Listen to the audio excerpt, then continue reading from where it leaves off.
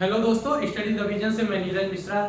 दोस्तों, हम लोग बात कर चुके पश्चिमी घाट की प्रमुख पर्वत श्रृंखलाएं, पूर्वी घाट की प्रमुख पर्वत श्रृंखलाएं, यानी कि जो यह पूर्वी पश्चिमी घाट और पूर्वी घाट है, इन क्षेत्रों से क्वेश्चन एक दो क्वेश्चन जरूर पुटअप हो जाते हैं। यदि दक्षिण भारत में यह प्रवेश करता है, एग्जामिनर यदि कहीं दक्षिण भारत में प्रवेश करता है तो यह दक्षिण भारत की सबसे ऊंची चोटियों पर जरूर बात करता है। तो पश्चिमी घाट की सबसे ऊंची चोटी अनाईमुडी हो गई, पूर्वी घाट की सबसे ऊंची चोटी विशाखापत्तनम हो गई, जिसपे हम लोग बात कर चुके हैं अनाईमुडी, दोदा बेटा, ठीक, नीलगिरी पहाड़ी जो पूर्वी घाट को पश्चिमी घाट से जोड़ती है, कार्डेमम पहाड़ी जो दक्षिणतम पहाड़ी, कार्डेमम और नागरकोइल दोनों को माना जाता है। यदि ऑप्शन में नागरकोइल नहीं है तो कार्डेमम ही ला जाता है। आज हम लोग इस वीडियो में बात कर लेते हैं कि प्रायद्वीपीय भारत में जितने भी पठार हैं उन पे आइए चर्चा कर लेते हैं कि भारत में कौन कौन से प्रमुख पठार हैं, जिनसे क्वेश्चन पूछता है। बहुत ज्यादा क्वेश्चन तो नहीं यहाँ से बनते हैं, फिर भी आप जानते रहिए कि जो वास्तविक भारत है वही प्रायद्वीपीय भारत है। यानी वास्तविक भारत का मतलब बात किया जाए तो यह पूरा इलाका, यह जो आपका पूरा इलाका दिखता है, यह पूरा इलाका है प्रायद्वीपीय भारत का, और यह पूरा पठारीय क्षेत्र है, यह आपका पूरा पठारीय क्षेत्र है। यही वास्तविक रूप से आपका भारत है। और इसी में जितने भी पठार हैं, जितने भी पठार निर्मित हैं, उन्हीं पठारों से मिलकर प्रायद्वीपीय भारत का निर्माण हुआ है। तो आइए देख लेते हैं कौन कौन सा पठार है। और यहीं पर बात किया जाए तो यहीं पे आपको देखने को मिला था अरावली पर्वत श्रृंखला, यहीं पर आपको अरावली पर्वत श्रृंखला देखने को मिल गई थी। यहीं पर बात करें तो विंध्याचल रेंज देखने को मिल गया था। यहीं पर बात किया जाए तो सतपुड़ा रेंज आपको देखने को मिल गया था। ठीक, तो विंध्या अरावली पर्वत श्रृंखला ये कौन सी है? अरावली पर्वत श्रृंखला है। अरावली पर्वत यह हो गई आपकी, यह आपकी होगी अरावली पर्वत, अरावली पर्वत। यह हो गया आपका विंध्याचल, यह आपका है विंध्याचल। यानी कि अरावली पर्वत से लेकर विंध्याचल, यह जो बीच वाला इलाका है यह पठारी इलाका है। अब यह किस पठार का इलाका है? तो यह आपके है मालवा के पठार का इलाका। किसका है? मालवा का पठार, मालवा का पठार। अब यह जो मालवा का पठार है इसका क्षेत्रीय नाम भी अलग अलग है। अब यह कभी कभी पूछ देता है कि किन दो पर्वत श्रृंखलाओं के बीच मालवा का पठार स्थित है, तो अरावली पर्वत श्रृंखला और विंध्याचल पर्वत श्रृंखला के बीच में आपका मालवा का पठार है। अब यह जो मालवा का पठार है इसका क्षेत्रीय नाम भी अलग अलग है। क्या क्या क्षेत्रीय नाम है इसको भी आइए बात कर लेते हैं। यह वाला जो अरावली और विंध्याचल एमपी वाला इलाका, यह वाला इलाका है, इसे मालवा का पठार कहते हैं। इसी का ही एक विस्तार जो उत्तर प्रदेश वाले इलाके में थोड़ा सा पड़ता है, इसको बोलते हैं बुंदेलखंड का पठार, बुंदेलखंड का पठार। और इसी का एक पार्ट मिलता है बघेलखंड का पठार, बघेलखंड का पठार। यह मालवा का पठार का ही भाग है। मेन रूप से जो पठार है आपका मालवा का पठार है। और इस मालवा के पठार से एक नदी बहती है जो बहुत फेमस नदी है, चंबल नदी। और चंबल नदी अवनलिका अपर्दन के लिए जानी जाती है। यह पूछता है, क्वेश्चन में पुटअप होता है कि कौन सी नदी ऐसी है जो अवनलिका अपर्दन के लिए जानी जाती है? चंबल नदी। अवनलिका अपर्दन क्या चीज है, यह जब हम नदी वाला टॉपिक पढ़ाएंगे उसमें बात करेंगे कि अवनलिका अपर्दन क्या चीज होती है। अब पूछता है कभी कभी चंबल नदी किस पठार में अवनलिका का व्यापक पैमाने पर उदाहरण मिलता है? अवनलिका का व्यापक पैमाने पर उदाहरण किस पठार में मिलता है? मालवा के पठार में मिलता है।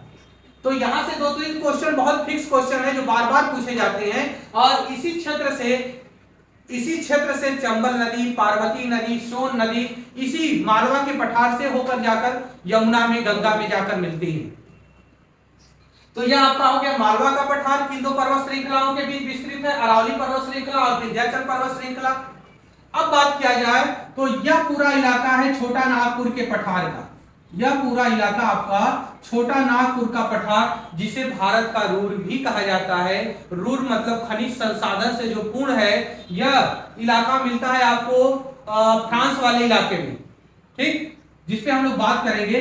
अब यह बात किया जाए तो इसे छोटा नागपुर का पठार कहते हैं, छोटा नागपुर का पठार, क्या कहते हैं, छोटा नागपुर का पठार, जिसका उत्तरी जो हिस्सा है यहां पर राजमहल पहाड़ी है, जो निर्धारित करती है इसके जो पूर्वी हिस्से को निर्धारित करती है राजमहल की पहाड़ी। यह है आपकी राजमहल की पहाड़ी। अब देखिएगा, छोटा नागपुर के पठार का ही भाग है रांची, झारखंड की जो राजधानी है रांची, इसी को रांची का पठार भी कहते हैं, रांची का पठार भी कहा जाता है, इसी का एक पार्ट है। और छोटा नागपुर के पठार को भारत का रूर भी कहते हैं। यह बहुत इंपॉर्टेंट क्वेश्चन है, यह बार बार पूछता है कि भारत का रूर किस पठार को कहा जाता है, भारत का रूर किसे कहा जाता है, तो छोटा नागपुर के पठार को कहा जाता है। अब देखिएगा, यह जो पठार है यह विस्तृत है असम तक, कहां तक है, असम तक, और बीच में यह बांग्लादेश वाला इलाका शुरू हो जाता है, और यहीं पर यह पठार, यहां पर एक गैप बन गया है, और इस गैप को कहते हैं मालदा गैप, मालदा गैप। और यह जो मालदा गैप है, जो बीच में भ्रंशन की क्रिया से भूमि दब गई है, जिसकी वजह से यह मेघालय का पठार, यहां पर ध्यान दीजिएगा, यह आपका मेघालय है, यह मेघालय। अब पूछता है कि मेघालय का पठार किसका भाग है, किसका पार्ट है, तो प्रायद्वीपीय भारत का पार्ट है। किसका है, प्रायद्वीपीय भारत का पार्ट है। छोटा नागपुर के पठार का पार्ट है कौन सा, मेघालय का पठार, कौन सा है, मेघालय, मेघालय का पठार। यह किसका पार्ट है मेघालय का पठार, तो यह छोटा नागपुर के पठार या प्रायद्वीपीय भारत का पठार है। इसी मेघालय की राजधानी है शिलांग, और इसी मेघालय के पठार को शिलांग का पठार भी कहा जाता है। कौन सा पठार कहा जाता है इस मेघालय के पठार को, तो शिलांग का पठार। शिलांग का पठार किसे कहते हैं, इस मेघालय के पठार को शिलांग का पठार भी कहा जाता है। ठीक, और इसी का जो भाग असम में पड़ता है, इसी का जो भाग असम में पड़ता है, यह वाला इलाका, इसको कार्बी का पठार कहते हैं।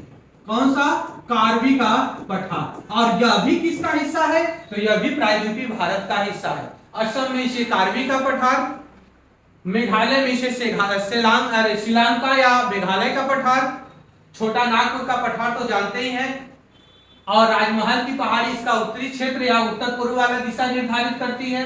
रांची का पठार, इसके दक्षिणी भाग को रांची के पठार के नाम से जाना जाता है। आइए आगे बात करते हैं। यहां पर बात किया जाए, छत्तीसगढ़ वाला इलाका है, तो यहां पर इसी जो दक्कन का पठार है, यह पूरा इलाका दक्कन के पठार का शुरू होगा। तो इधर है दक्कन का पठार, इधर वाला इलाका दक्कन के पठार के नाम से जाना जाता है, दक्कन के या दक्कन का पठार।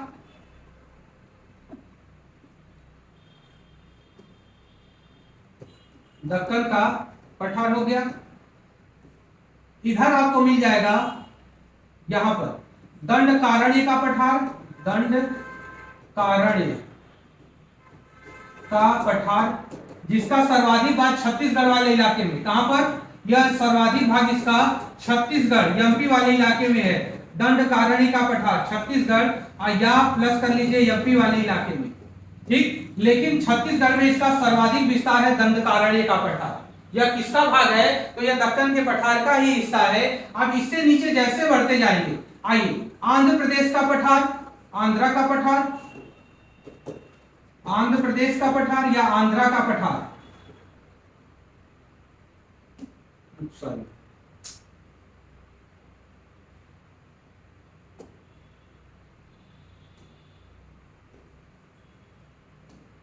यहां पर है आंध्रा का पठार। देखिए आंध्रा का पठार, इसका जो पिछला हिस्सा है, यह वाला हिस्सा है, इसी को बोलते हैं तेलंगाना का पठार, तेलंगाना का पठार। यहीं पर रायलसीमा वाला पार्ट है, रायलसीमा, तो आंध्रा का पठार इसी में इंक्लूड कर दीजिए, रायलसीमा का पठार, रायलसीमा का पठार। आंध्र प्रदेश वाले इलाके और तेलंगाना वाले इलाके में रायलसीमा का पठार, आंध्रा का पठार या रायलसीमा का, तेलंगाना का पठार।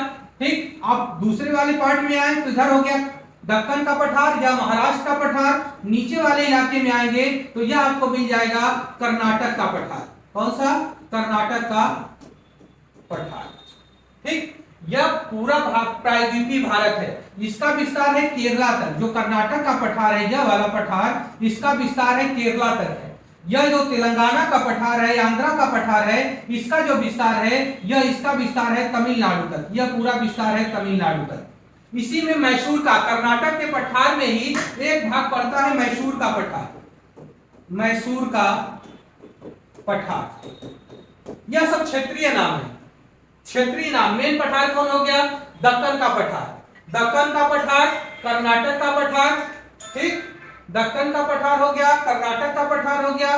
फिर बात किया जाए दंडकारण्य का पठार हो गया, आंध्रा का पठार हो गया, तेलंगाना का पठार, यह सारे पठार हो गए।